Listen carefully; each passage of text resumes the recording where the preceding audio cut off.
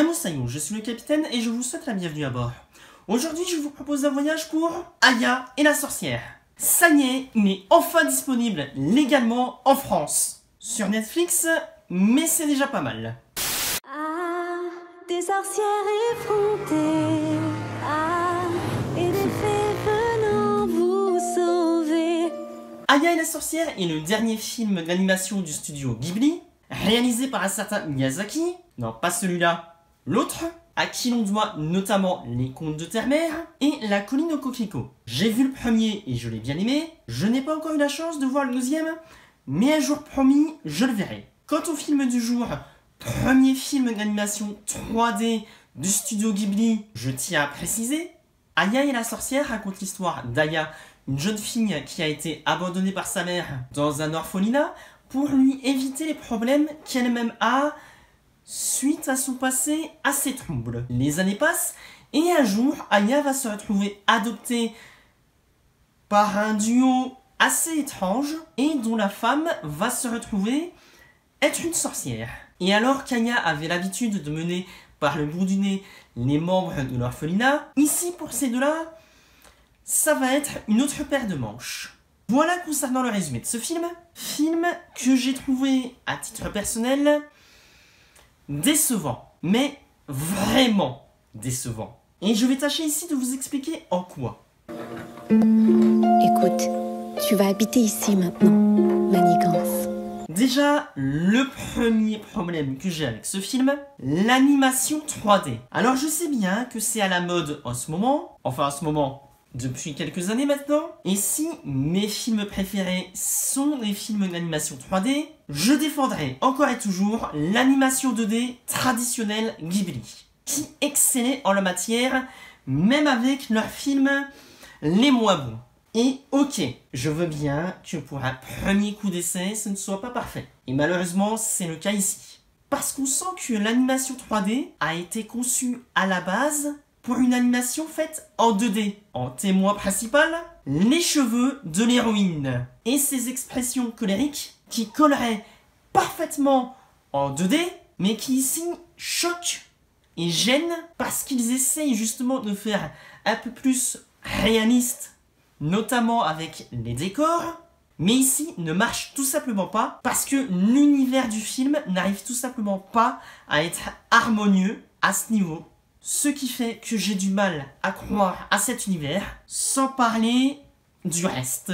Sans parler du fait que ce personnage est insupportable au possible, mais cela, si encore il y avait une évolution derrière, j'aurais été prêt à l'accepter, sauf que, pour rester très vague encore une fois sur le scénario, ça ne marche pas. Sans parler du fait que certaines ellipses auraient dû ne pas être là, encore une fois, surtout à la fin, et je veux bien croire que n'étant plus un enfant, je puisse avoir plus de mal avec ce genre de personnage, même si je n'ai pas souvenir d'avoir été un jour fan de ce genre de personnage, même dans ma jeunesse. Mais si encore cela servait les propos du film, je dirais pourquoi pas, mais ce n'est pas le cas ici, et ça me dérange fortement. Je terminerai avec un dernier petit point avant de rentrer dans la zone spoilers, parce que je me rends compte que je vais être obligé de rentrer dans certains détails. La musique. Autant sur certains aspects, je veux bien qu'elle donne un côté non harmonieux à la scène lorsqu'elle est centrée sur un personnage en particulier. Ok, ça sert le propos. Mais lorsque ça l'est aussi dans le reste du film, là je dis non. Et ça nuit encore plus à la crédibilité de l'univers. On sent paradoxalement qu'ils ont voulu trop bien faire avec la musique, avec les directives qu'on leur a données, mais malheureusement, ce trop-plein s'est retourné contre eux. Dis Aya, t'as jamais eu envie d'être adoptée par une famille et habiter ailleurs? Non, je suis très bien ici, vous faites tout ce que je veux. Et je me rends compte, malheureusement, que je vais devoir faire une zone spoilers, parce qu'il y a certaines choses qui méritent d'être évoquées malgré tout. Donc, si vous restez, je considère que vous avez vu le film ou que les révélations ne vous font pas peur. Sinon, je vous invite à me retrouver après la zone spoilers pour la note finale et la conclusion. On est bon? Ok.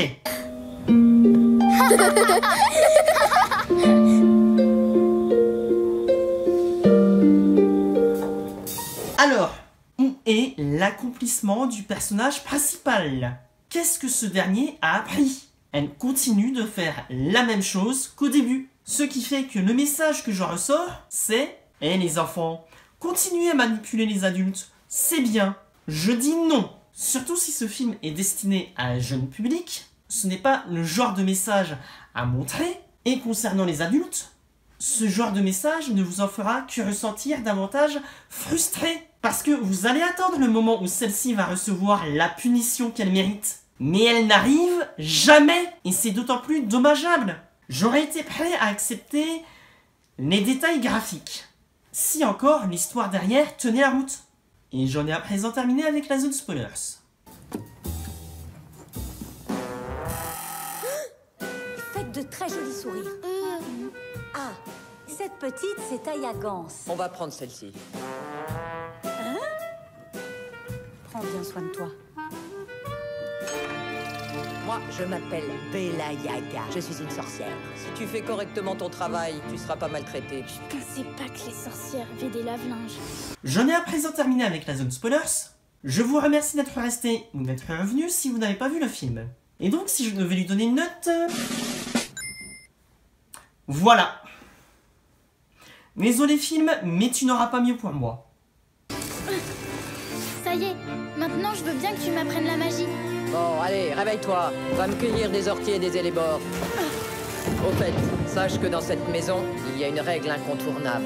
Tu fiches la paix à Mandrake. Il ne veut être dérangé sans aucun prétexte. Encore une fois, je tiens à rappeler que ceci n'est que mon avis personnel. Vous avez parfaitement le droit d'avoir un avis différent du mien, mais dans ces cas-là, n'hésitez pas à me l'expliquer dans les commentaires. Et si vous aimez les histoires de sorcières, je vous conseille la série Little Witch Academia sur Netflix, ou la trilogie de Nora Roberts, L'île des trois sœurs. Elle nous exploite, cette sale sorcière. On est drôlement malheureux, hein, Custard? Ça, c'est Mandrake. Attends, mais tu parles? Comment se protéger contre toutes sortes de magie? Bref, c'était le capitaine qui vous parlait de Sakamine et qui vous dit à bientôt pour une nouvelle traversée.